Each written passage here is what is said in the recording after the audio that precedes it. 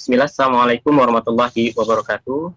Waalaikumsalam. Ikhwan dari Depok, izin bertanya Ustaz, terkait pemikiran free child yang sedang booming di Indonesia, apakah itu produk Islam liberal atau produk pemikiran orang kafir negara barat? Dan bagaimana menyikapi pemikiran ini di lingkungan anak muda yang sekarang ini sangat mudah menerima pemikiran di luar kaidah Islam? Terima kasih, jazakumullah khairan. Tafadhol, Ustaz. Masya Allah, barakallahu fikum. Ya jamaah, apa child free atau free child? Ya, child free.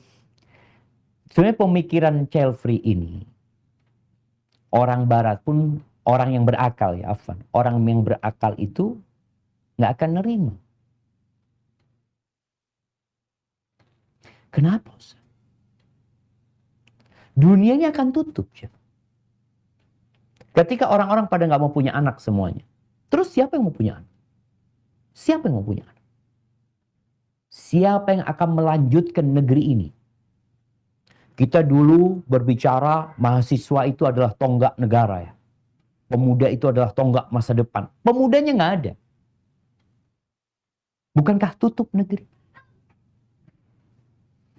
Maka kalau bicara apakah itu produk pemikiran orang-orang liberal, wallahu a'lam bishawab ya. Tapi kalau kita melihat secara akal sehat, manusia itu punya naluri ingin menjadi ibu.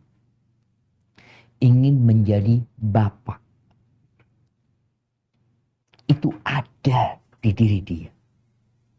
Sehingga pemikiran ini bertentangan dengan masing-masing manusia. Hanya saja munculnya pemikiran child free ini karena sistem sosial yang salah.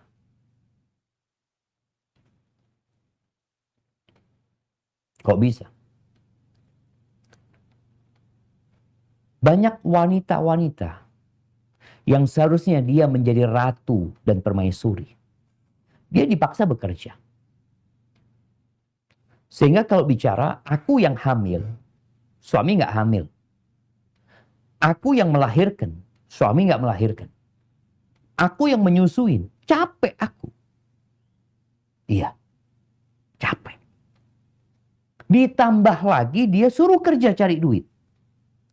Sedangkan di dalam agama kita, kewajiban memberi nafkah, menjamin hidup seorang wanita, seorang istri itu kewajiban suami. Sandang, pangan, papan, itu suami yang wajib memberikan nafkah. Dan pemimpin di rumah adalah suami. Yang memimpin itu suami. Istri wajib taat. Sedangkan di luar enggak. Mereka masing-masing gitu loh. Sang istri maunya dia, ya dia kerja, dia cari fulus sendiri, uang-uangnya dia, sang suami seperti itu. Kemudian nanti, ketika seorang anak, ini sistem sosial yang ada ya, ketika anak itu berumur 18 tahun, ya udah, dia nggak punya kewajiban sama orang tuanya nggak punya kewajiban dengan anaknya. Loh, buat apa saya membesarkan anak, capek ngajarin dia, kemudian dia pergi begitu saja? Di dalam agama kita, enggak. Anak wajib berbakti kepada orang tua. Sampai umur berapa? Sampai mati. Anak wajib taat sama orang tuanya. Sampai kapan? Sampai mati. Sistem inilah yang membuat perempuan-perempuan akhirnya berpikir, aku gimana? Aku mau ngejar karir. Karir apa yang kau kejar? Bukankah engkau menciptakan generasi masa depan? Itu menjadi sesuatu yang agung. Jadi child free ini memang kembali tadi adanya ketimpangan sosial, pandangan mereka kepada wanita yang sebagai ibu rumah tangga dengan pandangan yang remeh ya, seakan-akan dia nggak bekerja, nggak ini nggak itu. Akhirnya ketika mereka bekerja mereka merasa ya gimana aku bekerja, aku punya anak capek ini dan itu. Muncul orang-orang yang seakan-akan merasa dizalimin dengan ajaran Islam ini.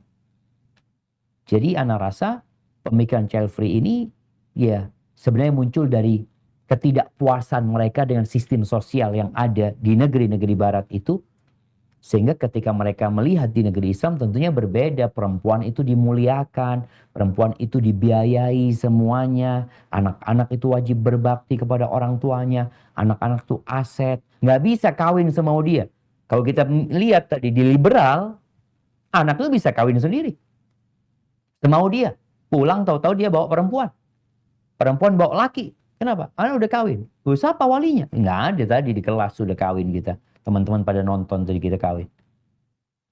Jadi seperti itu. Jadi kegagalan sistem sosial di sebuah negeri yang menyebabkan muncul pemikiran-pemikiran yang menyimpang seperti ini. Adapun dalam Islam, kita tahu 8 miliar manusia ini berasal dari Adam dan Hawa. Adam dan Hawa. Kalau mereka dulu nggak kepingin punya anak, berarti antum nggak akan pernah lahir. Nabi SAW mengatakan, فَإِنِّي مُكَاثِرْ بِكُمُ الْأُمَمْ يَوْمَ الْقِيَامَةِ. Aku akan berbangga-bangga dengan banyaknya umat pada hari kiamat. Sehingga kalian banyaklah anak.